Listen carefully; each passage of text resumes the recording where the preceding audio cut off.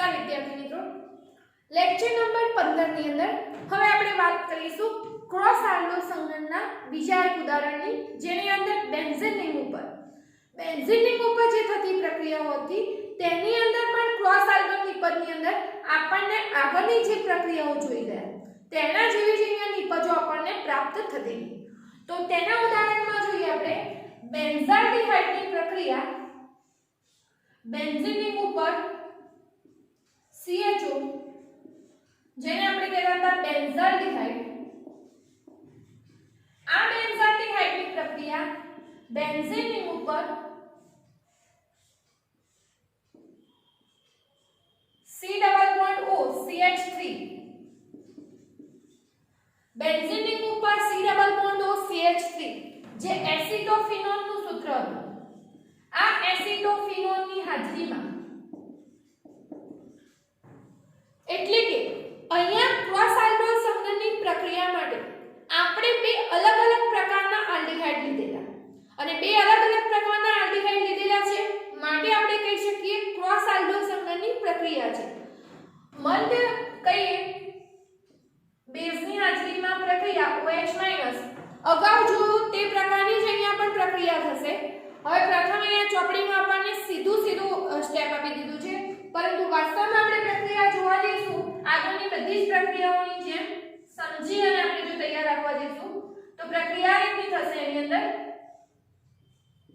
પહેલું તો જે બેન્ઝાલ્ડિહાઇડનું સૂત્ર હતું તેની અંદર CH≡O, જે CH હતું એની અંદર ઓક્સિજન જોડે અહીંયા સિંગલ બોન્ડ આવશે. ઓક્સિજન સાથે અહીંયા સિંગલ બોન્ડ એટલે કે આ CH હતું એમાંનો O આપણે અહીંયા લખ્યું. આ O સાથે કીટોન જોડે જોડાયેલો આ કાર્બન હતો. આ કાર્બનના જે આલ્ફા હાઇડ્રોજન હશે એ આલ્ફા હાઇડ્રોજન અહીંયા આટલે જોડાશે એટલે બનશે OH. અને હવે આખું આ જે સંયોજન કહીએ એ જોડાઈ જાય તો CH2 C≡O અને ફરીથી અહીંયા જે બેન્ઝીન રિંગ આવતી હતી એટલે આખું સમજવા જેવું. બેન્ઝાલ્ડિહાઇડ હતું જે બેન્ઝીન રિંગ ઉપર CHO એ આપણે એમના એમ લખ્યું. બેન્ઝીન રિંગ ઉપર C≡O CH3 એટલે CH અહીંયા O જોડે આ જે આલ્ફા કાર્બનનો H હતો એ H આવશે એટલે અહીંયા પછી OH એટલે અહીંયા એક H ઘટશે એટલે CH2 C≡O અને પછી બેન્ઝીન. હવે જે આ સૂત્ર જે આપણને અહીંયા નિપજ મળે એને આપણે જો ગરમ કરશું અહીંયા આ પ્રક્રિયામાં ખાસ 293 કેલ્વિન તાપમાન 293 કેલ્વિન તાપમાને ગરમ કરવામાં આવશે ત્યારે અહીંયાથી OH નો પરમાણુ એટલે કે H નો પરમાણુ OH અને H નો પરમાણુ દૂર થશે એટલે અહીંયા મુક્ત થશે -H2O. પાણીનો અણુ અહીંયાથી દૂર થશે.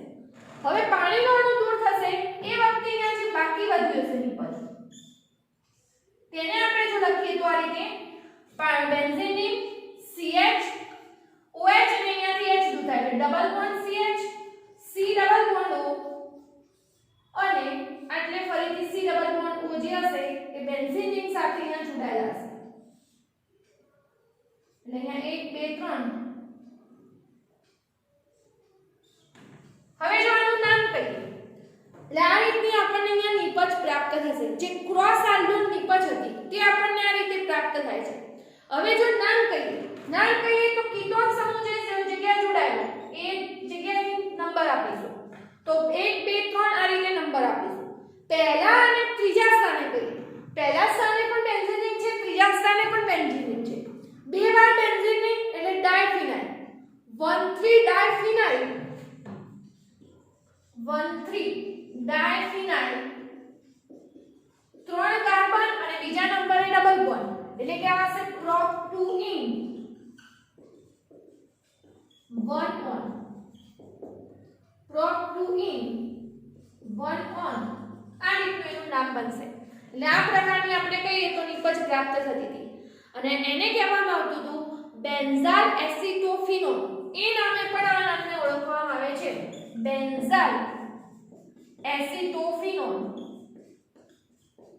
એ રીતે પણ આપણને અહીંયા નિપજ પ્રાપ્ત થતી. એટલે આ ક્રોસ આલ્ડોલનું બીજું એક ઉદાહરણ જેની અંદર બેન્ઝાલ એસિટોફિનોન બનતું હતું તે પણ આપણે આ રીતે સમજીને લખવાનું છે. આપણને પુસ્તકની અંદર આ બંનેની મદદથી પ્રાપ્ત થતી આ નિપજ લખીને આપેલી છે. પરંતુ તમે જો સમજીને આ રીતે યાદ રાખશો, આ રીતે પર લખશો તો પણ અહીંયા સાચું જ કહેવાશે.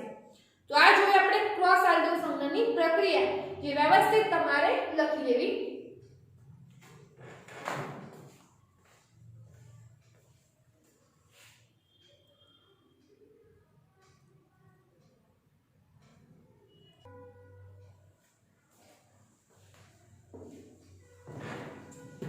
હવે જોઈશું આલ્ડીહાઇડ કીટોન સંયોજનોની અંદર બીજી અન્ય પ્રક્રિયાઓની વાત કરીશું.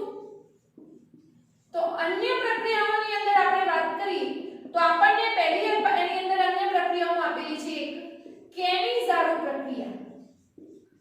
આ કેનિઝારો જે પ્રક્રિયા છે, આ કેનિઝારો પ્રક્રિયાને બીજી પ્રક્રિયા કહીએ વિસમીકરણ.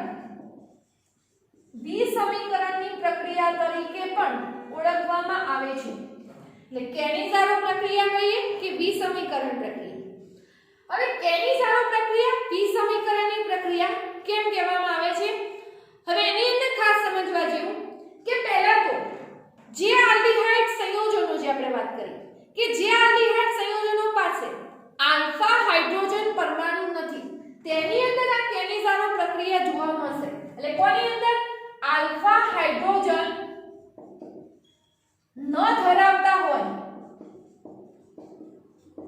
તેવા આલ્ડીહાઇડ સંયોજનો કેનિઝારો પ્રક્રિયા આપશે. એ એમસીક્યુ માં અંદર ખાસ પૂછાય તે પ્રકારની પ્રક્રિયા જે આલ્ડીહાઇડ પાસે આલ્ફા હાઇડ્રોજન પરમાણુ હશે તે આલ્ડોલ અને ક્રોસ આલ્ડોલ સંયોજન પ્રક્રિયા આપશે. અને જે આલ્ડીહાઇડ જે કહીએ જેની પાસે આલ્ફા હાઇડ્રોજન પરમાણુ નથી તેવા જે આલ્ડીહાઇડ હતા તે કેનિઝારો પ્રક્રિયા આપતા હતા. હવે આ પ્રક્રિયાને બીજું કહેવાતું હતું વિસમીકરણ પ્રક્રિયા. હવે વિસમીકરણ પ્રક્રિયા એટલા માટે કે અહીંયા જે પ્રક્રિયક લેવામાં આવે છે એનું ઓક્સિડેશન અને રિડક્શન બંને એક જ સાથે થાય છે. આપણે અગાઉના ધોરણોમાં ભણીને આવ્યા વિસમીકરણ પ્રક્રિયા વિશે કે જે પ્રક્રિયક લીધેલો પોતાનું ઓક્સિડેશન પણ કરી શકે, રિડક્શન પણ થતું હોય. તો અહીંયા ઓક્સિડેશન અને રિડક્શન બંને પ્રક્રિયા સાથે અનુભવતી હોય એવી પ્રક્રિયાઓને કહેવાતી હતી વિસમીકરણની પ્રક્રિયા. અહીંયા પણ આપણે જે આલ્ડીહાઇડ લેવાના છે, આલ્ડીહાઇડની અંદર એ આલ્ડીહાઇડનું ઓક્સિડેશન પણ થશે, એનું રિડક્શન પણ થશે. આલ્ડીહાઇડનું રિડક્શન થઈ આલ્કોહોલ નિપજ બનશે અને ઓક્સિડેશન થઈ એનો જે કાર્બોક્સિલેટ ક્ષાર કહીએ એ આપણને બનતો હશે. એટલે એક જ પ્રકારનો આલ્ડીહાઇડ અહીંયા હશે, ઓક્સિડેશન અને રિડક્શન બંને પ્રક્રિયા અનુભવતો હતો. બેઝની હાજરીમાં અહીંયા થતી પ્રક્રિયા, સાંજે આપણે બેઝ કહીએ એની હાજરીમાં પ્રક્રિયા થશે અને આ રીતે ઓક્સિડેશન અને રિડક્શન પ્રક્રિયા બંને એક સાથે અનુભવતો હોય તેને વિસમીકરણની પ્રક્રિયા તરીકે પણ અહીંયા ઓળખવામાં આવે છે. તો ઉદાહરણ લઈએ એની અંદર કેનિઝારો પ્રક્રિયાની અંદર ફોર્માલ્ડિહાઇડ HCHO આપણે જે કહેતા હતા ફોર્માલ્ડિહાઇડની પ્રક્રિયા કહીએ, મિથેનોલ પણ કહી શકાય. તો ફોર્માલ્ડિહાઇડની પ્રક્રિયા અહીંયા ફોર્માલ્ડિહાઇડના અણુ સાથે સાંદ્ર KOH ની હાજરીમાં પ્રક્રિયા અને સાંદ્ર બેઝ આપણે કહી શકીએ KOH ની હાજરીમાં અહીંયા ગરમ કરવામાં આવશે ત્યારે. હવે અહીંયા જે ફોર્માલ્ડિહાઇડ લીધેલો છે આ પણ ફોર્માલ્ડિહાઇડનો અણુ, આ પણ અહીંયા આપણે ફોર્માલ્ડિહાઇડનો એક ફોર્માલ્ડિહાઇડના અણુનું થશે રિડક્શન અને એક ફોર્માલ્ડિહાઇડનો અણુ લઈએ છીએ તેનું થશે ઓક્સિડેશન. રિડક્શન થઈ આલ્કોહોલ નિપજ બનશે. જોઈએ કઈ રીતે? તો આની અંદર કાર્બન અને ઓક્સિજન વચ્ચે ડબલ બોન્ડ આવેલો છે. રિડક્શનની પ્રક્રિયા એટલે હાઇડ્રોજનનો અણુ ઉમેરવાની પ્રક્રિયા. તો અહીંયા હાઇડ્રોજનનો અણુ H2 નો અણુ અંદર ઉમેરવાની પ્રક્રિયા. આની અંદર કાર્બન અને ઓક્સિજન વચ્ચેનો અહીંયાથી પાઈ બંધ તૂટશે. પાઈ બંધ તૂટશે, એક H C જોડે જોડાશે, એક H O જોડે જોડાશે. એટલે આપણને નિપજ પાયો પ્રાપ્ત થશે.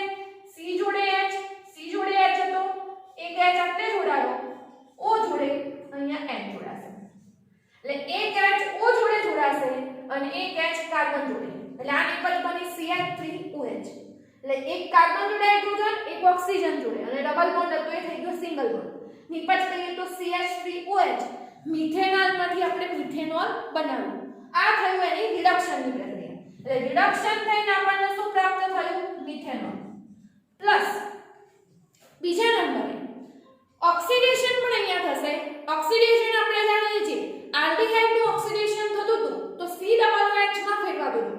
અહીંયા C=H માં કાર્બોક્સિલિક એસિડમાં રૂપાંતર પામતા કાર્બોક્સિલેટનો જે ક્ષાર હશે આ કાર્બોક્સિલેટના ક્ષારમાં રૂપાંતર પામશે એટલે અહીંયા જે HC અહીંયા હવે આમ તો ઓક્સિડેશન થાય એટલે જે H અહીંયા હશે એ OH માં રૂપાંતર પામતો હોય એટલે અહીંયા જે આપણને બનતો હશે જે ક્ષાર કહીએ તો HCOOK કહી શકીએ અહીંયા જે આપણે ધારો કે NaOH વાપર્યો હોય તો HCOONA મળતું હોય તો અહીંયા આપણે જે કહીએ KOH વાપરેલું છે તો આપણને મળશે એની અંદર HCOO આની અંદર COO કે એટલે આ રીતે એનો પોટેશિયમનો જે ક્ષાર કહીએ એ પોટેશિયમનો આપણને કહીએ તો HCOO કે આ પ્રકારનો જે કહીએ એનો ક્ષાર આપણને પ્રાપ્ત થતો હશે એટલે આ રીતે એનો કાર્બોક્સિલેટ આયનનો ક્ષાર બને છે પોટેશિયમ ફોર્મેટ તરીકે ઓળખાય અને આપણે લખવું તો HCOO કે લખી શકાય પોટેશિયમ ફોર્મેટ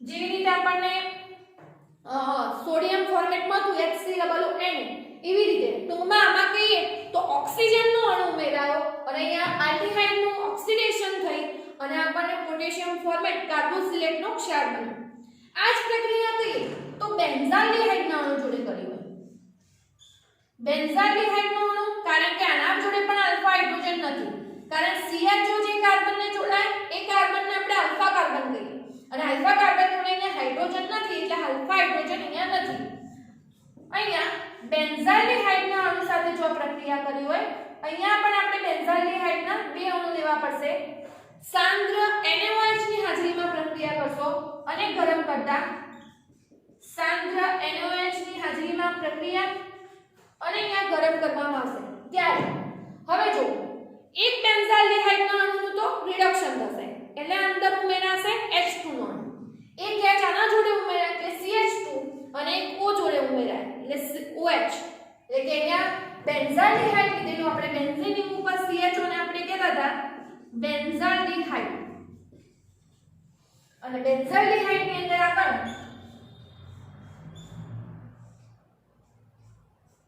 એક C જોડે છે કે CH2 ને એક O જોડે બેન્ઝાઇલ આલ્કોહોલ જે કહીએ એ બેન્ઝાઇલ આલ્કોહોલ આપણને અહીંયા પ્રાપ્ત થશે એટલે આ જે નિપજ મળે છે અહીંયા બેન્ઝાઇલ આલ્કોહોલ તેની નિપજ પ્રાપ્ત થાય છે અને અહીંયા વાત કરીએ તો બેન્ઝીન ઉપર CHO હતું બેન્ઝીન ઉપર CHO હવે આની અંદર બેન્ઝીન ઉપર CHO ખરી પણ હવે શેમાં ફેરવાશે COONA માં એટલે આની અંદર sodium benzoate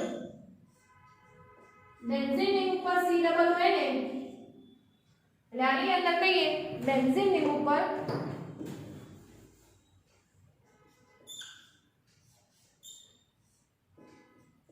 COONA sodium benzoate આમ તો બેન્ઝીન ઉપર COOH હોય તો બેન્ઝોઇક એસિડ કહેવાતું અહીંયા એનો ક્ષાર મળે છે એટલે સોડિયમ બેન્ઝોએટ તો કેનિઝારો પ્રક્રિયા વિસમીકરણ આ પણ ઘણી મહત્વની પ્રક્રિયા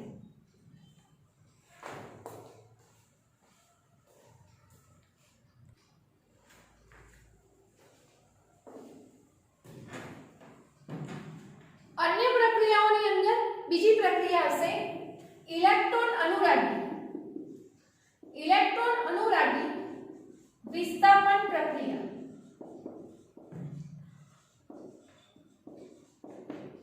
इलेक्ट्रॉन अनुरागी विस्थापन प्रक्रिया कही जे एरोमेटिक आल्डिहाइड હતા તેની અંદર ખાસ જોવા મળતી હતી બેન્ઝીન ની જેની અંદર બનવાની છે નાઇટ્રેશન ની પ્રક્રિયા બેન્ઝીન બેન્ઝાલ્ડિહાઇડ એરોમેટિક આલ્ડિહાઇડ માં આપણે ઉદાહરણ લઈશું બેન્ઝાલ્ડિહાઇડ નું અને બેન્ઝાલ્ડિહાઇડ ની ઇલેક્ટ્રોન અનુરાગી વિસ્થાપન પ્રક્રિયામાં આપણને મળતી હતી પ્રક્રિયા નાઇટ્રેશન ની પ્રક્રિયા જે કઈ આ નાઇટ્રેશન ની પ્રક્રિયા જે સાંદ્ર HNO3 અને H2SO4 ની હાજરીમાં આપણે જાણીએ છીએ નાઇટ્રોજન માટેનું પ્રક્રિયા સાંદ્ર HNO3 અને સાંદ્ર H2SO4 273 થી 283 કેલ્વિન તાપમાને થતી પ્રક્રિયા અને આની અંદર વાત કરીએ તો બેન્ઝાલ્ડિહાઇડ જે CHO ગ્રુપ હતો મેટાનેગેશક હતો એટલે નાઇટ્રેશન થવાથી જે NO2 ગ્રુપ જોડાશે. આ NO2 ગ્રુપ જોડાશે મેટા સ્થાને જોડાતો હતો અને આ રીતે CHO મેટા સ્થાને NO2 મેટા નાઇટ્રો બેન્ઝાલ્ડિહાઇડ આપણને પ્રાપ્ત થશે. તો આ એક બીજી પ્રક્રિયા બેન્ઝાલ્ડિહાઇડના નાઇટ્રેશનની પ્રક્રિયા આપણે જોઈ. તો અહીંયા આપણે આલ્ડિહાઇડ અને કીટોનની જેટલી પણ રાસાયણિક પ્રક્રિયા હતી એ બધી પ્રક્રિયાનો અહીંયા અભ્યાસ પૂર્ણ કરીએ છીએ. અત્યાર સુધી આપણે જોઈ લીધું પ્રક્રિયાની વાત કરી. તો આપણે જોઈ કેટલી પ્રક્રિયા તમે જે આપણે આગળ પણ કીધું હતું કે જ્યારે રિવિઝન કરો તો ક્રમશઃ તમને બધી જ પ્રક્રિયાઓ યાદ હોવી જોઈએ. પહેલી પ્રક્રિયા જોઈ હતી HCl સાથેની પ્રક્રિયા. પછી જોઈ હતી સોડિયમ બાયસલ્ફાઇડનું ઉમેરણ. પહેલી અને બીજી પ્રક્રિયા જે કેન્દ્ર અનુરાગી પ્રક્રિયાઓ હતી તેની અંદર. પછી વાત આવતી હતી ગ્રિગ્નાર્ડ પ્રક્રિયકનું ઉમેરણ. એના પછીની વાત કરી હતી આલ્કોહોલના અણુનું ઉમેરણ અને તેની અંદર જો વાત કરી તો એસિટાલ હેમી એસિટાલ આ પ્રકારની જે નિપજો કહીએ એ આપણને એની અંદર પ્રાપ્ત થતી હતી. આલ્કોહોલનો અણુ ઉમેરવાથી જે પ્રક્રિયાઓ થતી હતી તેની અંદર. પછીની વાત આવતી હતી એમોનિયાના વ્યુત્પન્નો સાથેની પ્રક્રિયા. એટલે જે એમોનિયાના અલગ અલગ વ્યુત્પન્નો જે કોષ્ટકમાં આપણે પ્રક્રિયાઓ જોયા હતા એના દ્વારાની જે પ્રક્રિયા. તેના પછી જોઈ રિડક્શનની પ્રક્રિયા. રિડક્શનમાં પણ બે ભાગ પડતા હતા. એકમાં જેમાં આલ્કોહોલ નિપજ બને અને એકમાં બનતી હતી હાઇડ્રોકાર્બન નિપજ જેની અંદર આપણે ક્લેમેન્શન વુલ્ફ-કિર્ચનર રિડક્શન એ જોયું હતું. એટલે રિડક્શનની પ્રક્રિયા તેના પછી અભ્યાસ કર્યો. પછીની પ્રક્રિયા આવતી હતી ઓક્સિડેશનની પ્રક્રિયા. આ ઓક્સિડેશનની પ્રક્રિયાની અંદર આપણે વાત કરી જે ટોરેન્સ કસોટી ફેલિંગ કસોટી આલ્ડિહાઇડ અને કીટોનનું ઓક્સિડેશન અલગ અલગ રીતે થતું હતું. પછીની પ્રક્રિયા આલ્ફા હાઇડ્રોજનના કારણે અને જેની અંદર આવતું હતું ક્રોસ આલ્ડો સંઘનન આ બંને વિશેની આપણે વાત કરી રહ્યા. એટલે આલ્ફા હાઇડ્રોજનના કારણે થતી પ્રક્રિયા.